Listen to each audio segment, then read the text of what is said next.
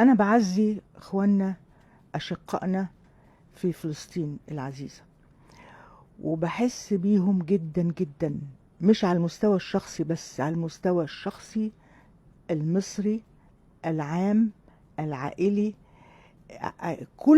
كل الأطراف. لأن إحنا شفنا حاجة عمرنا ما شفناها. شفنا العدو اللي هو بقى بيترعش وخايف قوي وبيستنجد وبيفكرنا ب73. يعني قعدنا ال6 أيام نشتغل وبعد كده الحقونا الحقونا. فإن شاء الله خير.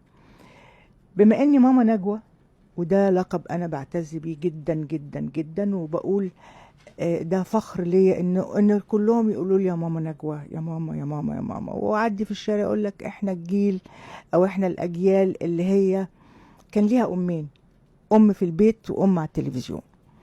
كويس. الحلقه النهارده جات لي الفكره بتاعتها من اللي بيحصل حوالينا. اللي بيحصل حوالينا اللي هو الحرب اللي ماشيه دلوقتي، اللي دايره على جيراننا واعزائنا وحبايبنا. ايه هي بقى؟ كنا مرة بنتكلم على الانترنت، اكتشفت حاجة مهمة جدا وبتشتغل دلوقتي، شغالة تمام. زمان احنا كنا شغالين 3 أجيال. الجيل الأول اللي هو السيوف والبنادق والمش عارفة ايه والحاجات دي. الجيل التاني اللي هو البارود يعني الصواريخ.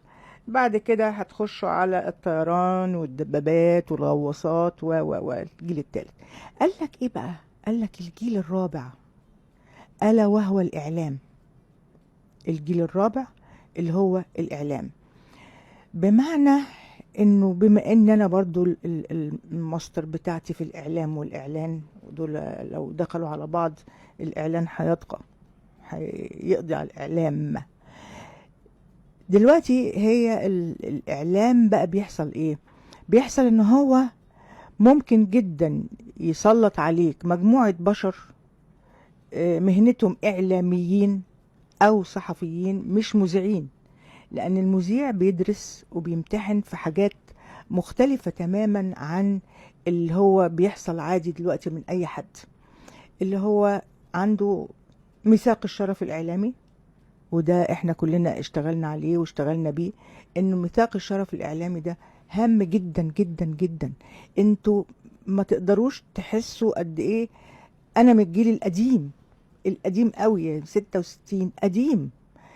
ان احنا اشتغلنا من غير ما نمضي اوراق، اشتغلنا حسب الاخلاقيات المجتمعية، زائد طبعا توجيهات الرؤساء. فلما نيجي بقى دلوقتي الاعلام يقول لك كلام، والصحف تقول لك، ما هو الصحف برضه اعلام، والصحف تقول لك كلام، والمسلسلات تقول لك كلام، والاغاني تقول لك كلام مختلف تماما. فانت دلوقتي بتبقى مش عارف ايه الحقيقة. عشناها دلوقتي اكتر من اهو بقينا 20 سنة. انت داخل دلوقتي على الجيل الخامس. الجيل الخامس بقى والسادس، اللي هو مفيش حاجة اسمها حرب. يعني اللي بيحصل دلوقتي هي حرب طبعا، مفيش شك ان هي حرب، لكن ايه اللي بيقويها وايه اللي بيشعللها وايه هو بنزينها؟ السوشيال ميديا.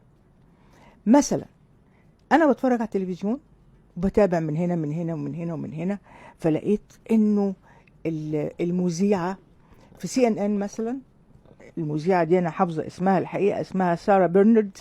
وسارة دي طلعت قالت يا عيني، ولطمت وعيطت وقالت يا نهار ابيض، ويا عيني على الاطفال، وبصوا المذبوحين الغلابه اللي هم الاعداء، او الناس اللي هناك دول. بعدها بشويه طلعت اعتذرت، بس يا ريتها كانت اعتذرت برضه في برنامجها او على الهوا.